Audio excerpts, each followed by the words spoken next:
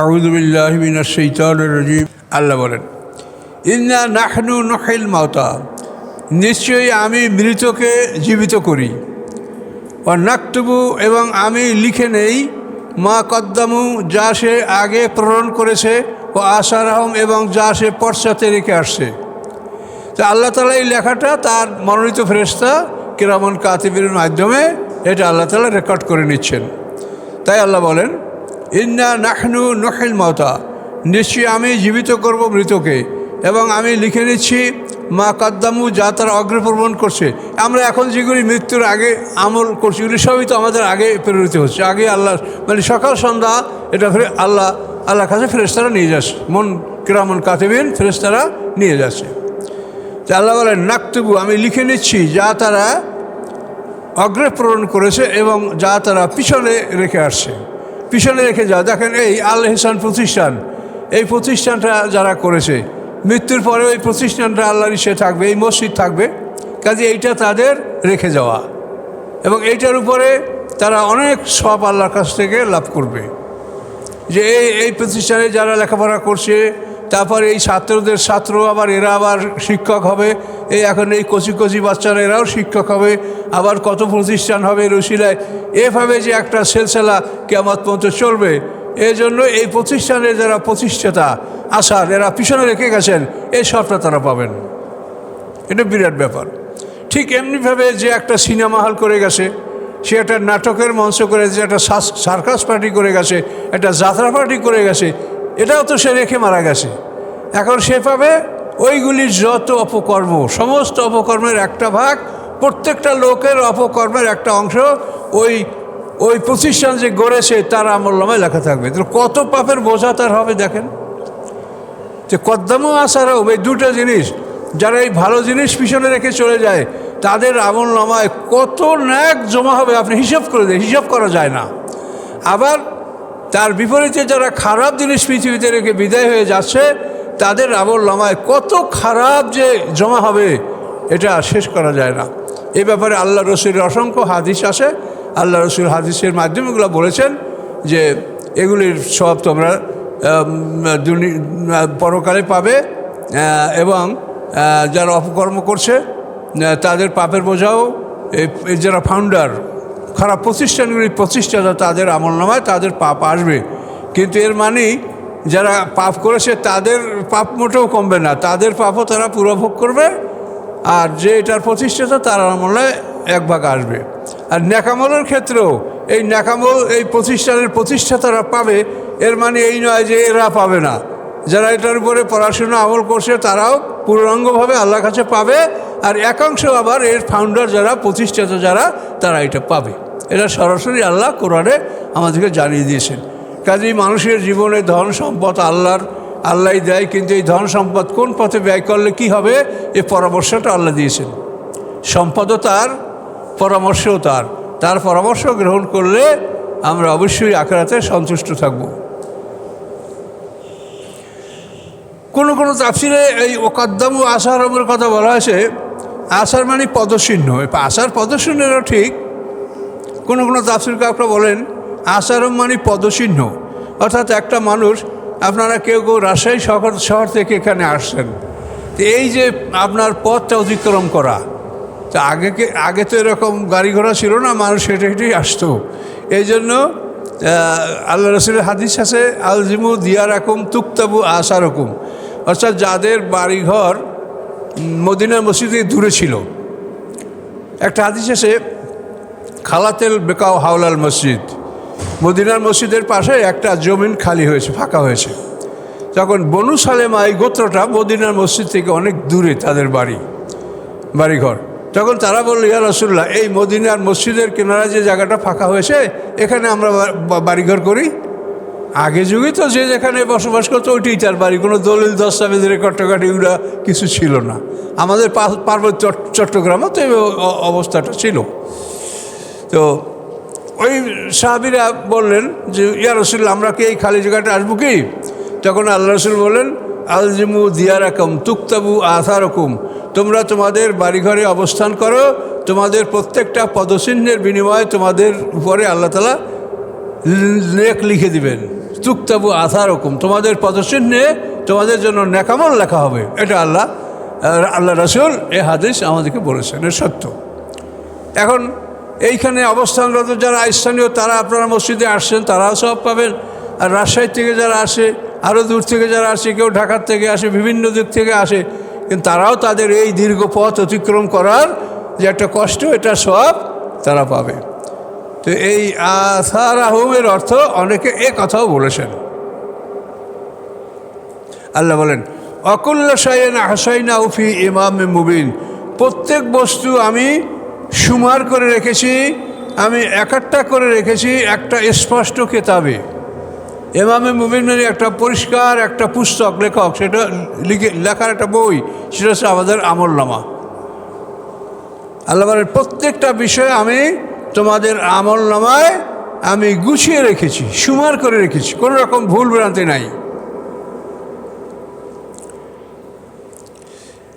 একথা বলার পরে আল্লাহ এই একটা রুকু আমাদের পায়। অন্য প্রসঙ্গ আল্লাহ বলেন ওয়াদরিব লাহুম মাসালান আসহাবাল কারিয়াহ, বর্ণনা করুন তাদের উদ্দেশ্যে দৃষ্টান্ত একটা জনপদের দৃষ্টান্ত, হে রাসূল আপনি তাদের কাছে বর্ণনা করুন। বর্ণনাটা কি? যা আহাল মুরসালুন, যখন তাদের কাছে আসলো রাসূলগণ। এই রাসূল হলো রাসূলের রাসূল, অর্থাৎ ঈসা আলাইহিস সালাম যাদেরকে প্রতিনিধি করে পাঠিয়েছেন তারা রাসূলের রাসূল। আসমানের রাসূল জিবরিল আমিন, জমিনের রাসূল মুহাম্মদ সাল্লাম। আবার রাসূলের দাওয়াত নিয়ে, চিঠি নিয়ে যারা বিভিন্ন অঞ্চলে যায় তারা রাসূলের রাসূল।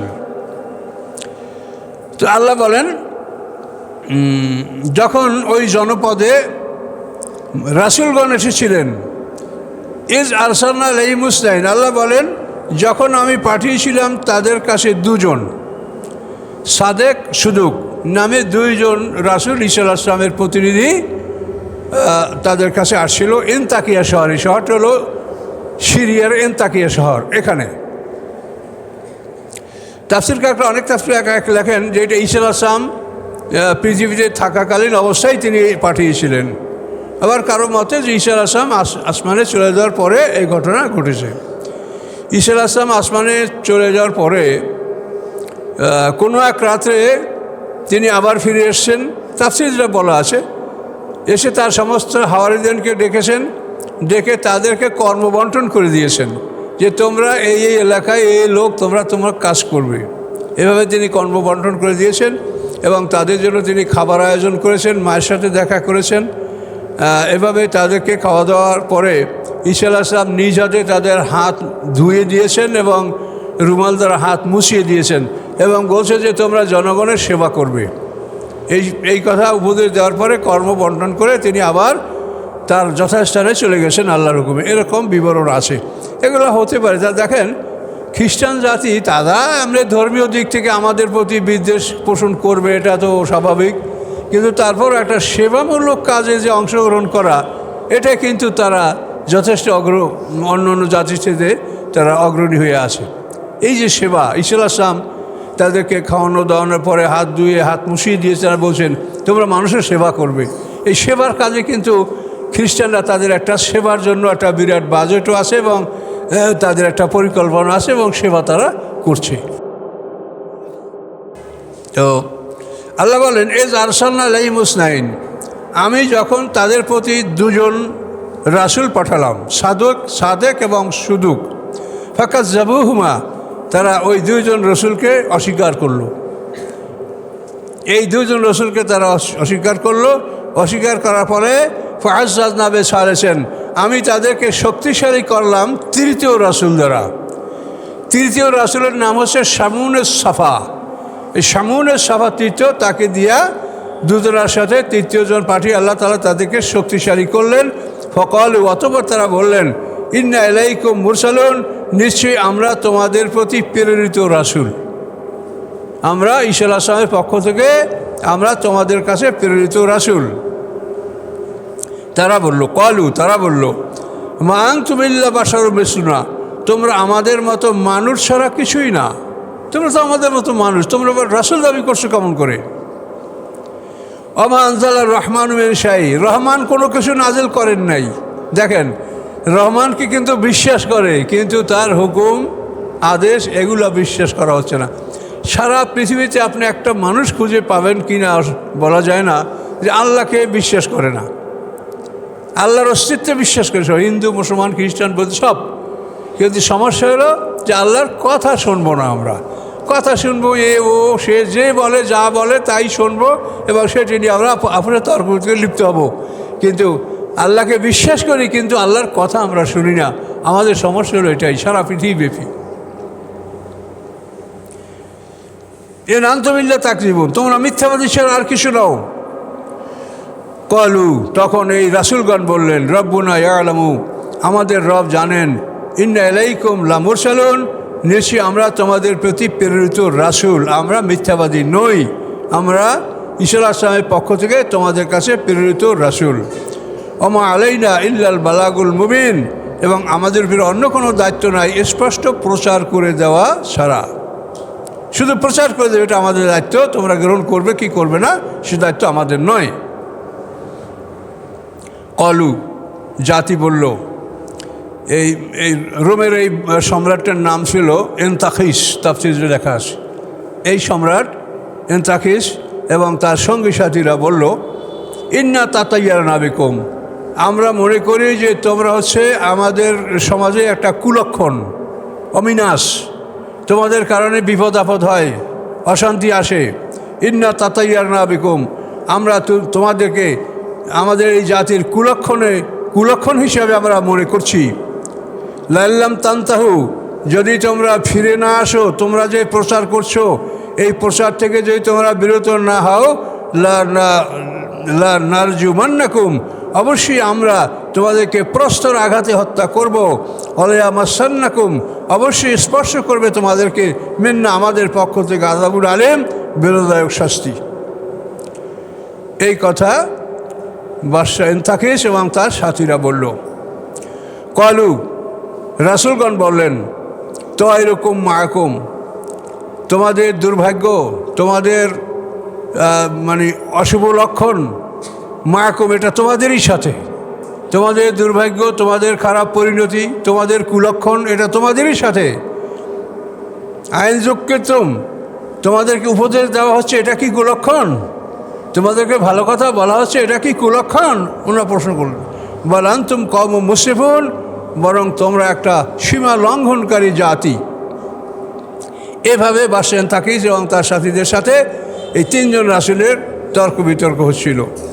এরপরে অজামিন আকসাল মাদিরে তেরাজুল ইয়াসা, অতঃপর আসলো শহরের দূর প্রান্ত হতে একজন মানুষ, ইয়াসা, যে সজোরে দৌড়াতে দৌড়াতে আসতেছিল।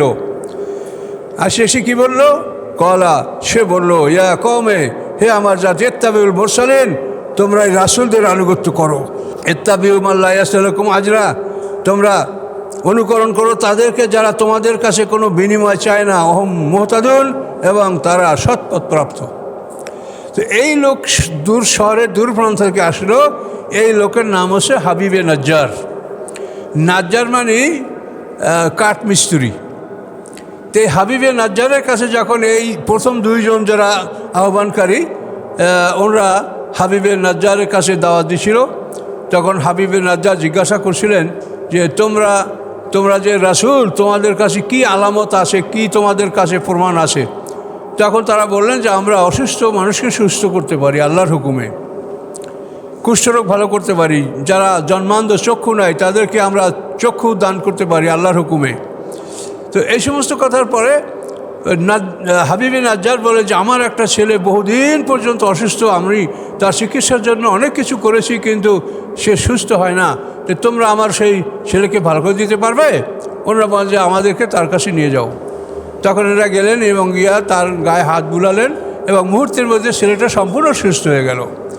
এই অবস্থা দেখার পরে হাবিবে নাজ্জার ইসলাম গ্রহণ করলেন এবং এই কথা যখন শহরে ছড়িয়ে পড়ল, তখন বহু লোক এভাবে মানে তাদের কাছে এসে তারা মানে অন্ধরা চোখ লাভ করলো, কুষ্ঠরোগীরা ভালো হলো, বিভিন্ন অসুস্থ মানুষরা ভালো হলো। না, ঈসা আলাইহিস সালামের মৌজুদা ছিল চিকিৎসা বিজ্ঞান। এক এক রাসূলের এক একটা মৌজুদা থাকে। ঈসা আলাইহিস সালামের যে অলৌকিক ঘটনা, এটা ছিল চিকিৎসা। তিনি চিকিৎসায় এমন মানে কিছু উদ্ঘাটন করেছেন যেটা পৃথিবীর কোনো মানুষ করতে পারছিল না। এটা ছিল তার মর্যাদা। আর মুহাম্মদ সাল্লাল্লাহু আলাইহি ওয়াসাল্লামের মর্যাদা হলো ভাষা, সাহিত্য, কবিতা। পৃথিবীর বিশ্ববিখ্যাত কবিতা ইমরাউল কায়েসের কবিতা আরবে, রাসূল সাল্লাল্লাহু আলাইহি ওয়াসাল্লামের হাজার হাজার বছর আগের এই ইমরাউল কায়েস বিশ্বকবি, তার কবিতা এখনও সমস্ত প্রতিষ্ঠানে পড়ানো হয়, আমরাও পড়েছি। এবং সেগুলো এতই জঘন্য যে আমাদের শিক্ষকরা এরকম মাথা নিচুর দিকে তাকাইয়া তা আমাদেরকে পড়াইছেন, মানে মুখের দিক তাকানো যায় না, এমন জঘন্য, এমন অশ্লীল কথাবার্তা। অথচ এটা বিশ্বের শ্রেষ্ঠ কবিতা ইমরাউল কায়েস। এই যে আরবের ভাষাগত মানে পাণ্ডিত্য, কে কত ভালো কবিতা লিখতে পারে, কে কত ভালো কথা বলতে পারে, এইসবগুলোর উপরে আরবদের ছিল মানে পরস্পর একটা প্রতিযোগিতা। এই জন্য মুহাম্মদ সাল্লাল্লাহু আলাইহি ওয়াসাল্লামকে আল্লাহ তাআলা এমন একটা ভাষা নিয়ে পাঠিয়েছেন যে ভাষার সাথে আরবের কোনো মানুষ এর সমকক্ষ ভাষা তারা রচনা করতে পারে নাই। এবং এটা আল্লাহ চ্যালেঞ্জ করে দিয়েছে যে পারবে না, পারো নাই, পারবেও না। এখন এই হাবিবে নাজ্জারের কাছে এই রাসূলগঞ্জ যাওয়ার পরে হাবিবে নাজ্জার ইসলাম গ্রহণ করলো এবং অনেক লোক চিকিৎসা ভালো হলো, তারা ইসলাম গ্রহণ করলো। এই খবর বাদশাহ এন্তাকিসের কাছে যাওয়ার পরে বাদশাহ এন্তাকিস এদেরকে ডাকলেন। ডাকার পরে এরাও বাদশাকে তাদের আহ্বান যেটা এটা জানালেন। কিন্তু বাদশাহ বলল যে আমি যে ইলাহ, আমাদের যে মূর্তি আমরা পূজা করি, এর চাইতে আবার কোনো ইলাহ আছে?